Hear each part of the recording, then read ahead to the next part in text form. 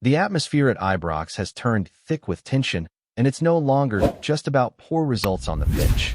Russell Martin's future as Rangers boss has taken a dramatic turn, with fresh pressure mounting from all sides. A newly released statement has reignited the storm surrounding his position, and fans are now demanding clarity about what lies ahead for both the manager and the club. The 2025-2026 campaign is off to a nightmare start. 5 league matches in, and Rangers have yet to taste victory. It's not just disappointing, it's become deeply worrying. This wasn't how it was supposed to go. Russell Martin arrived in the summer with hope and ambition following the brief interim spell under Barry Ferguson. Many believed the club was finally moving into a new era, especially under the new American ownership. But fast forward a few months, and the optimism has been replaced by frustration, confusion, and flat-out anger. The Rangers Supporters Association has gone public again, urging the club to act swiftly and decisively. In their latest statement, they criticized what they see as a damaging silence from the Ibrox boardroom. The message was loud and clear. Russell Martin is not the man to lead this squad forward, and every moment of hesitation is pushing the club backwards. This public outcry from the RSA came shortly after another hard-to-swallow defeat, this time at the hands of Hearts, where Lawrence Shankland ran the show at Ibrox. For many, that result was the final straw. Falling ticket sales, visible frustration in the stands, and a squad that seems lost for ideas. It's a cocktail of problems that's spiraling out of control. And it's not just the fans who are taking notice. Former Rangers captain Barry Ferguson, who once wanted the job full-time, has come forward to share his own views on where things went wrong and what he would have done differently. Speaking on Go's football show, Ferguson didn't hide his emotions. As someone who bleeds Rangers blue, he admitted how painful it has been to watch the club sink into this rut. Of course it's sore to watch, he said. I want Rangers to be successful. I want them to start winning games again. And when pressed about the kind of players he would have brought in during the summer window, he didn't hold back. Top of his list? Lawrence Shankland. Yes, the same Shankland who scored twice against Rangers in their own backyard. Ferguson pointed out that Shankland could have been snapped up on a free, highlighting his natural finishing ability and experience in the Scottish Premiership. Age? Irrelevant, in his view. For Ferguson, it's about instinct in front of goal, and Shankland still has it in abundance. He also spoke about Josh Mulligan, someone he had seen up close and rated highly. In Ferguson's words, there was a good opportunity there. And beyond names, his comments revealed a broader point, that Scottish talent is still being overlooked far too often. Players like Josh Doig, Aaron Hickey, and Lewis Ferguson, his nephew, have all proven that there's real quality to be found domestically. Ferguson made it clear that, had he been in charge, his recruitment would have leaned heavily on players who understand the league, its demands, and its intensity. Then came a mention of Vax Leknay, to which Ferguson gave a blunt, no-brainer. And one player who really impressed him during his sideline view last season? Alex Gogic. Currently with Street Mirren, Gogic is not a flashy name, but according to Ferguson, he's exactly the kind of aggressive, organized presence that Rangers desperately lack right now. Someone who can play in a back three or as a holding midfielder and impose himself on the game. Ferguson's insights reflect what many fans have been shouting from the stands. There's a mismatch between the squad's needs and the signings being made. And when results are this poor, everything gets put under the microscope. The signings, the tactics, the mentality, the direction of the club. The fan backlash has reached a boiling point. The Union Bears, another vocal supporters group, didn't mince their words either. They demanded not only the immediate sacking of Russell Martin, but also called for CEO Patrick Stewart to step down. In their eyes, Martin has already proven beyond doubt that he cannot lead Rangers back to glory. The performances under his management are a disgrace to the standards this club was built on, they said in a strongly worded statement. And their criticism of Patrick Stewart was just as damning, accusing him of hiding behind the scenes while the decisions he's made crumble on the pitch. They warned the club's new owners that patience is running out, fast. If there's no action soon, protests are set to begin, starting with Saturday's match. There's a growing sense that unless serious change is made, the fans will be forced to take matters into their own hands. It's no longer about protecting a manager. It's about saving the soul of the club before things get even worse. In the middle of all this chaos, there's yet another storyline unfolding, and this one involves a player who, just months ago, was a fan favorite. Nico Raskin, Rangers Player of the Year last season, has found himself completely frozen out. Omitted from the squad entirely for the last 2 matches against Celtic and Hearts, his absence has raised more than a few eyebrows. Russell Martin claimed Raskin needed to earn the trust of the group, even though the Belgian had just scored his first international goal for his country earlier in the month and was back training. His best friend from Belgium, Isam Cherai, spoke out recently and confirmed that there's serious interest in Raskin from multiple clubs. "Football is a strange world," he said. "It's not always the best players who get the chances." He added that Raskin's talent is undeniable and that he has a bright future, with or without Rangers. It's another layer of drama the club simply didn't need, especially as supporters continue to wonder why a player of his quality is being left out entirely. Raskin's situation is emblematic of the wider confusion and dysfunction currently surrounding the team. From being a central figure to now watching games from the outside, it's clear something's not right internally. And it's only fueling more speculation about what is really happening behind closed doors at Howie. While the tension around Ibrox has reached boiling point, the deeper issue lies in the sense that there's no clear strategy or leadership. It's not just about a slow start to the season anymore. It's about identity, about standards, about what Rangers represent. Russell Martin, for all the initial optimism that came with his appointment, now finds himself isolated in a storm that feels too big for one man to handle. The early promise of a fresh tactical approach has crumbled into inconsistency and chaos on the pitch. And that's precisely what's fueling this fierce backlash, not just the results, but the lack of belief in the project. For the fans, it's about more than just disappointment. There's an underlying frustration that stems from a growing disconnect between the support and the club's hierarchy.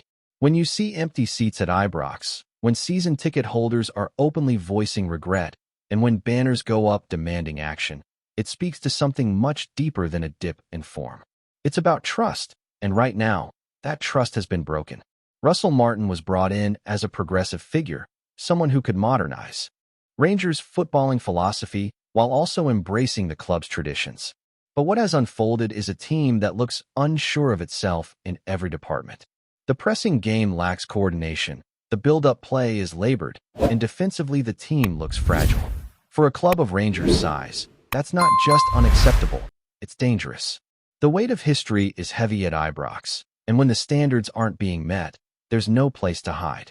This is why groups like the Rangers Supporters Association and the Union Bears are speaking with one voice. They've seen enough. They've watched rivals pull away. They've seen the same patterns play out with different managers. And in Russell Martin's case, they don't just believe he's underperforming. They believe he's completely lost the dressing room. That feeling is only amplified when a player like Nico Raskin, one of last season's standout performers, is suddenly exiled from the squad. For fans, it signals a deeper problem. It raises the question, who is making the key decisions, and what are those decisions actually based on? Even within the dressing room, there seems to be uncertainty. Russell Martin spoke vaguely about Raskin needing to regain trust, but didn't clarify what led to that breakdown. Supporters, meanwhile, are left in the dark. And when a player who bled for the badge last season is now not even making the bench, it's impossible not to question the manager's judgment. It's the type of decision that piles even more pressure on a coach who's already running out of answers. The mention of trust also hits a nerve, because right now, trust is the one thing the Rangers' support isn't giving to this management team. And that's not just about Martin. That includes CEO Patrick Stewart, whose role in appointing the current coach has now come under severe scrutiny. The fans don't just want Russell Martin out. They want a full reset at the top. They believe Stewart has failed in one of the most important responsibilities a chief executive has, picking the right football leader. And the consequences of that decision are now being felt every weekend. To add to the tension, the fan groups aren't just putting out statements, they're organizing. Saturday's match is already being marked as a turning point. Protest actions are in motion. Chants, banners, maybe even walkouts. It's not just noise anymore. It's pressure that the board cannot ignore. And the danger here is that, the longer this drags on, the harder it becomes to rebuild anything. The supporters have already shown patience. They've waited through a trophyless patch. They've sat through multiple rebuilds, and they've always come back. But this time feels different. This time, there's a feeling that the club is drifting without a plan. There's also the financial side of it all. Falling ticket sales are just the beginning. Merchandising, matchday revenue, sponsorships, these are all things that get affected when fans lose faith. Rangers are a massive institution, but even giants can stumble when the base is cracking. And right now, that base, the support, is restless, frustrated, and dangerously close to disengaged. This isn't just a few angry voices online. This is the heartbeat of the club speaking out, and if they're ignored, the damage could be long-lasting. Meanwhile, Russell Martin continues to put on a brave face. In press conferences, he speaks about progress, about staying calm, about giving players time. But those words ring hollow when the evidence on the pitch tells a different story. 5 games without a league win. Moments of promise followed by complete collapses. A midfield that looks disjointed. A backline that panics under pressure. And a squad that, despite being full of individual quality, doesn't look like it believes in the plan. The contrast with teams like Celtic only makes things worse. While Rangers stumble, their biggest rivals seem to be moving forward with confidence and stability. That's always the harshest comparison in Glasgow, and right now, it's cutting deep. Supporters are watching a club that once prided itself on dominance now scrambling just to stay afloat. And with European fixtures looming, the pressure only intensifies. A poor showing on the continent will only magnify the chaos at home. As for Raskin, his story feels like a symbol of the wider disconnect at the club. A player who once looked like the heartbeat of the midfield, now reduced to training ground cameos. His friend in Belgium says he won't be short of offers, and that's not hard to believe. If Rangers lose him, they're not just losing a quality footballer, they're losing credibility. Because when fans see one of their best players cast aside without explanation, it sends a clear message. Something is badly broken. The same can be said for the recruitment strategy. Barry Ferguson's comments about the missed opportunities in the summer will resonate with many. Shankland, Mulligan, Gogic, these are players who understand the league, who bring fight, who could have been brought in without breaking the bank.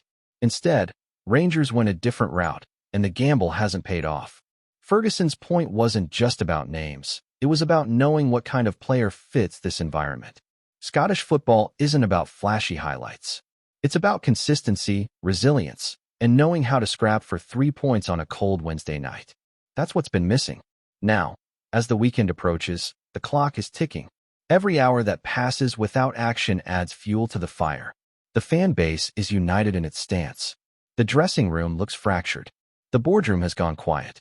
And the man in the dugout looks increasingly like someone waiting for the inevitable. If a change is coming, it needs to happen soon. Not just for the sake of results, but for the identity of the club.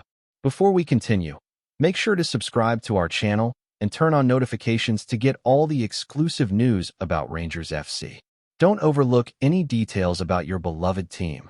It's crucial for Rangers FC fans. There's a storm swirling around Ibrox tonight, and it carries the name of Isam Cherai. The Moroccan midfielder, who only months ago was paraded as one of Rangers' bright signings, has now walked out the door, leaving behind not only an empty locker, but also a trail of sharp words that may sting longer than any defeat. "I never should have come," Cherai is reported to have told those close to him, a line that has ricocheted through Glasgow like a loose ball in the wind. For supporters already uneasy with recent performances, this exit feels like a jab to the ribs. Cherai's spell at the club was never the fairy tale many hoped for, yet few expected him to air such blunt regret. To some, his outburst smacks of frustration, a player who never truly settled into the rhythm of Scottish football. To others, it's an insult to the badge, an unnecessary twist of the knife as he departs. The timing makes it all the more curious.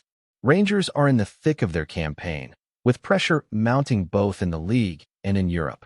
Dressing room harmony is vital, yet Cherai's parting words hint at deeper cracks, whether in personal relationships, managerial trust, or simply the cultural shock of life in Glasgow. Rumors now swirl of clashes behind closed doors, whispers of promises unfulfilled and training ground tensions. None of it official, of course, but in football, smoke rarely rises without fire. Fans outside Ibrox today could be heard debating whether Cherai's comments reveal a wider malaise within the squad or if it's nothing more than the sour grapes of a player whose move never worked out. In pubs and supporters' buses, the phrase, "never should have come," will no doubt be repeated with both anger and disbelief. Was it a dig at the club, the city, or perhaps just himself? That question lingers like a fog over Govan. As the dust settles, one truth remains. In a place where loyalty and pride mean everything, Cherai's departure has become more than a transfer story. It's a reminder that not every player who pulls on the famous blue shirt feels the same heartbeat of the terraces. And for Rangers, the fallout may last longer than the memory of his brief, troubled stay. Greetings, fans. Make sure to hit that like button and subscribe to the channel, as it's greatly appreciated by Rangers FC. And don't forget to share your thoughts on the news in the comments section below. Until the next video, stay tuned.